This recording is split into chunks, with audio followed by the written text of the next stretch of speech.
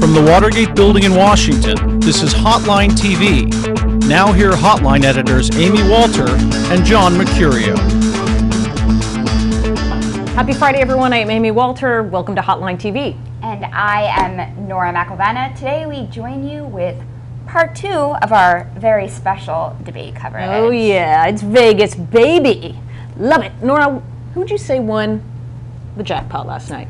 Well, the consensus is Hillary Clinton.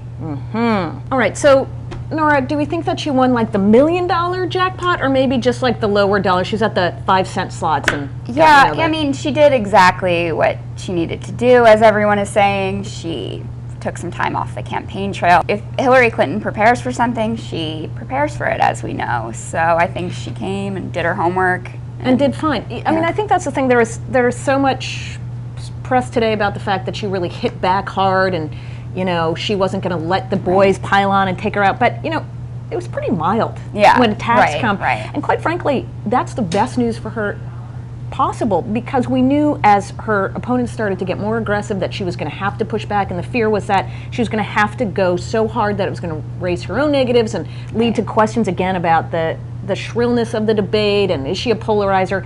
And instead, it's like all she had to do was to push a little bit, and she got the effect that she needed. Definitely, and I mean, you know what I was surprised about? Every time we read after these debate stories, we read, how the audience is the winners and how the state, you know, Iowa's the big winner here. I thought actually last night, Nevada was a big winner. That audience, you know, the 100 undecided voters.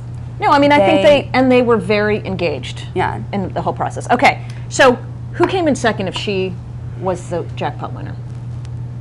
Joe Biden, definitely. He won the slot machine. Does it matter, though, how well he does in the debate? Is that going to translate in the polls yet? I mean, he does what he always does. You know, the one-word answer, no. You know, everyone's happy if he gave a yes or no answer. It's still, at the end of the day, it is still Joe Biden. Sorry. Well, the thing about it is, so for people who don't have a history with Joe Biden, I mean, what was the thing that was going to drag him down, this is what inside the Beltway folks say, is he's too Washington, he is sort of burdened with he's been there, done that. But I think for a lot of folks, many of them younger voters who weren't around in 1988 to see his campaign, they think, here's this guy, he is very smart, he comes across very well on the debate stage. For the Republicans, Mike Huckabee, his success is almost exclusively related to how well he's done in the debates, and yet it doesn't translate for Joe Biden, which I can't quite understand. But maybe there's something hidden there. We have people in Iowa saying there may be this hidden Joe Biden vote, especially if this thing stays muddy. So that would be interesting. I think he's too camera ready. If someone can be too camera ready, so you think he's too slick? Yeah, that's definitely. All right. So Nora, who lost all their chips last night? I think I'd have to go with John Edwards on this. Yikes. Yikes.